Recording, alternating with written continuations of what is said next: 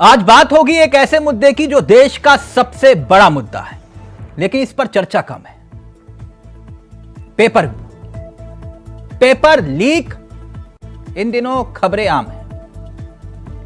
Paper leak की खबरें उन हजारों लाखों छात्राओं के सपनों पर पानी फेर देती हैं जो सालों साल मेहनत करते हैं, दिन रात घंटे पढ़ाई करके परीक्षा में बैठते हैं।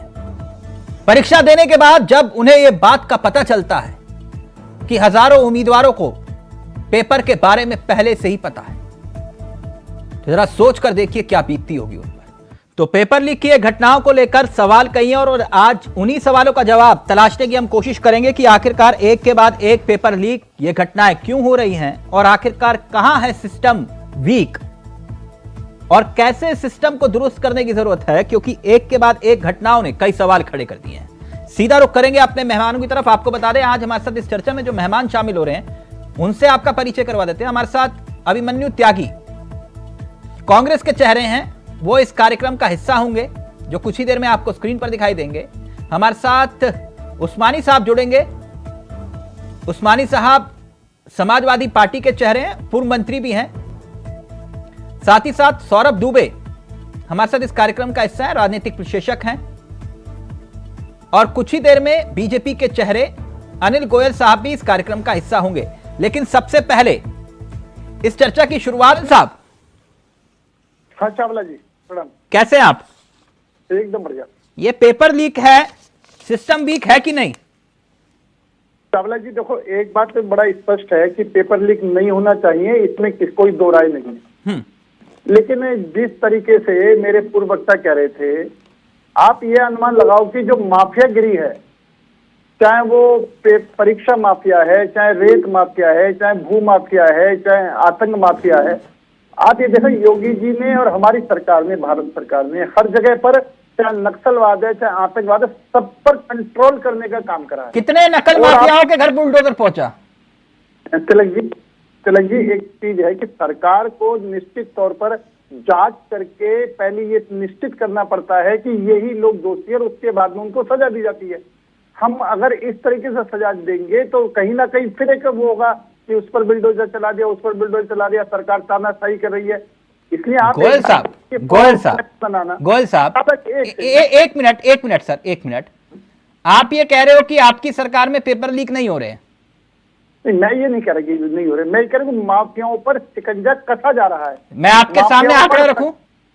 नहीं तिलक जी, मैं ये कहने कि आपको मैं इसलिए डिनाई नहीं कर रहा पेपर लीक नहीं हो रहे, लेकिन आप ये देखो सरकार तुरंत एक्शन में आती है। सर एक्शन बताऊं मैं? एक मिनट गोयल साहब, थोड़ा क्लियर कर लेंगे ना साथ के साथ। हाँ, जुलाई 2017 जब से आपकी सरकार बनी तब से आंकड़ा रख रहा हूं। जुलाई 2017 यूपी सब इंस्पेक्टर परीक्षा रद्द। साल 2018 फरवरी का महीना था, यूपी पीसीएल भर्ती परीक्षा रद्द हुई। अक्टूबर 2018 यूपी कांस्टेबल परीक्षा रद्द हुई। नवंबर 2021 यूपी टेट परीक्षा रद्द हुई। साल 2022 यूपी बोर्ड परीक्षा पेपर लीक हुआ। 11 फरवरी, 17 फरवरी, 19 फरवरी, 29 फरवरी। सर ये कब तक होगा? 11 फरवरी का आंकड़ा आप जानते ही हैं क्या है, 17 फरवरी आप जानते हैं कि क्या हुआ, और अब 29 फरवरी को फिर पेपर लीक की घटना आई। एक महीने में तीसरी घटना। कब तक सर ये?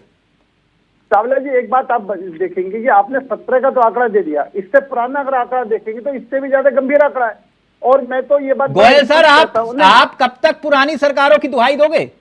हम दुहाई नहीं दे रहे। हाँ। हम तो ये कह रहे हैं उनके मुकाबले पर हम पूरी शक्ति के साथ इस माफियाओं को निपटने का काम कर रहे हैं। गोयल सर 6 साल के बाद कांस्टेबल भर्ती परीक्षा हुई, पेपर लीक हो गया और 6 महीने के बाद फिर परीक्षा करवाएंगे।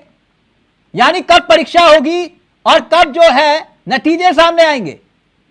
आप चावला जी अगर पेपर लीक हो तो क्या करना चाहिए?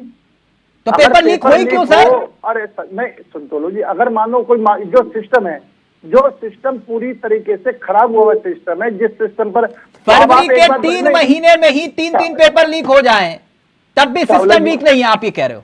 चावला जी मैं कुछ और करो, आप एक बात बताएं, क्या चोरी होना बंद हो गया? क्या डकैती होना बंद हो गया? ये जो लोग हैं, यानी सरकार जितने नए नए कानून बनाकर रोकने की कोशिश करती है, माफिया उससे भी आगे बढ़कर कोई ना कोई रास्ता निकाल लेते हैं। एक बात, एक उत्तर देंगे आप लोग दिल पर हाथ रख के, सब उस्मानी साहब तो पूर्व मंत्री भी हैं, आप सब लोग दिल पे हाथ रखो। मैं एक सवाल पूछ रहा हूं, यहां तो 12वीं यूपी बोर्ड की बात है ना, और यूपी बोर्ड में कौन बच्चे पढ़ते हैं आप लोग जानते हैं। मैं तो सिर्फ इतनी बात जानना चाह रहा था, सीबीएसई का पेपर लीक होता है? नहीं ना? आईएएस का पेपर लीक होता है? नहीं ना? सीबीएसई बोर्ड का पेपर कभी लीक होने की घटना सामने नहीं आती। यूपी बोर्ड और बिहार बोर्ड में अगर ऐसी घटनाएं आती है तो यूपी बोर्ड और बिहार बोर्ड में कौन बच्चा पढ़ता है? गरीब का बच्चा होता है ना सर? ये नहीं तिलक जी, ऐसा नहीं है। चाहे सीबीएसई हो, उसमें भी गरीब का बच्चा पढ़ता है सर। एक उदाहरण मैं आपको दे रहा हूं, अधिकांश गरीब बच्चे वहां पढ़ाई करते हैं। सोचिए कि एक गरीब के बच्चे के ऊपर इस तरह की पीड़ा वो झेल रहा है। मैं आपकी बात से सहमत हूं, लेकिन आप एक बात मानेंगे कि जितना बड़ा माफिया तंत्र है, उस माफिया तंत्र को कंट्रोल करने के लिए हमारी सरकारें पूरी तरीके से लगी हुई हैं, और पूरी तरीके से आप ये देखो, उस्मानी साहब ढूंढ रहे हैं। उस्मानी साहब, एक मिनट गोयल साहब, उस्मानी साहब, तो जरा सोच कर देखिए कि एक परीक्षार्थी, एक अभ्यर्थी सिर्फ मात्र 200 रुपए ही लगा लीजिए, और इसकी संख्या का आंकड़ा अंदाजा लगाएंगे, जीरो नहीं गिन पाएंगे आप, जीरो नहीं गिन पाएंगे आप लोग। दुबे जी क्या बात कर रहे थे आप? पहले गोयल साहब, ये जो लाखों छात्र हैं या अभ्यर्थी हैं, ये परीक्षार्थी हैं, इनसे माफी मांगेंगे, पेपर लीक हुआ है। चावला जी, अगर आप कहो तो मैं बात बोलूं अपनी तरफ से। अब आप ही का नंबर है सर। चावला जी, मेरा एक बड़ा स्पष्ट कहना है कि जो पेपर लीक मामला है बहुत गंभीर मामला है, इसके अंदर कहीं से कहीं तक दो राय नहीं है, और हमारी सरकार ने इसको मतलब हल्केपन में नहीं लिया है, पूरी गंभीरता से लिया है, और पूरी गंभीरता से लेने के लिए ही एक्शन मूड में आई है, और वो कमेटी उसने बनाई है। लेकिन एक बात निश्चित तौर पर हमको, आप उस समय कह रहे थे कि आप माफी मांगना चाहते हैं उन छात्रों से, मांगिए माफी सर। चावला जी, मैं एक बात बड़ा स्पष्ट कह रहा हूँ, हाँ, कि भाई आप एक बात ये बात मान लें कि ये जो समस्या है वो पुरानी समस्या है, गहरी जड़ तक गई हुई है। आप एक, मैं आरोप प्रत्यारोप की बात नहीं कर रहा, ये वाकई में समस्या है, इसका समाधान होना चाहिए, और सभी राजनीतिक दलों को एक साथ होकर के समाधान करना चाहिए, ना कि किसी पर आरोप प्रत्यारोप लगाना। आप माफी मांगेंगे उन छात्रों से जो चावला जी, मेरी बात तो सुने। मुझको ये माफी तो सबसे पहले जब कल्याण सिंह जी ने अपने राज्य में नकल माफिया नकल पर पाबंदी लगाई थी, तो मुलायम सिंह जी ने स्पष्ट घोषणा करी थी, मेरी सरकार में आती सभी पर मुकदमे वापिस होंगे। और अच्छा, तो आज जो पेपर लीक हो रहे हैं उसके लिए मुलायम सिंह यादव जिम्मेदार है, स्वर्गीय मुलायम सिंह यादव उसके लिए जिम्मेदार है। चावला जी सुन लो जी, आप सुन लो, प्लीज सुन लो। अभी हमारे माननीय मंत्री जी हमारे सामने बैठे हैं, माननीय मंत्री जी सरकार के हिस्सा रहे हैं, इन्होंने, माननीय मंत्री जी ने अपने इनके टाइम में कितने लोगों को इन्होंने सजा दी। सर वो तो कह रहे हैं ना कि अगर हमने किया होता तो हम सत्ता में होते, हमने नहीं किया, वो बात कह रहे हैं उस्मानी सर। मैंने आपसे सिर्फ ये पूछा कि आज जो पेपर लीक हो रहे हैं उसके लिए स्वर्गीय मुलायम सिंह यादव जिम्मेदार हैं? नहीं, बिल्कुल। जो समस्या खड़ी हो जाती है, जो एक बार उसके लिए जब पनप कर पड़ी हो जाती है, तो उसको खत्म करने में समय लगता है। अच्छा, और हमारी सरकार पूरी तरीके से खत्म करने पर, यानी आप ये कह रहे हो, आप जितनी बात समझा रहे हो गोयल साहब, मैं समझ पाया, साल 2017 में यूपी पुलिस की एसआई के 3300 के करीब पदों पर ऑनलाइन परीक्षा हुई, पेपर लीक हुआ, उसके लिए मुलायम सिंह यादव जिम्मेदार थे। 22 जिलों में परीक्षा केंद्र बनाए गए थे, उसके लिए मुलायम सिंह यादव जिम्मेदार थे, जिसमें 1,20,000 लोगों ने पद दिए, आवेदन किए, और 25 और 26 जुलाई 2017 को परीक्षा होनी थी, लेकिन उसके लिए जिम्मेदार जो थे वो मुलायम सिंह यादव थे, क्योंकि परीक्षा निरस्त हुई। फरवरी 2018 में जेईई भर्ती का पेपर लीक हुआ, उसके लिए मुलायम सिंह यादव जिम्मेदार थे। नहीं चावला जी, मैं कुछ और कह रहा हूँ, आप उसको उस तरफ वहां पर लेके जा रहे हो।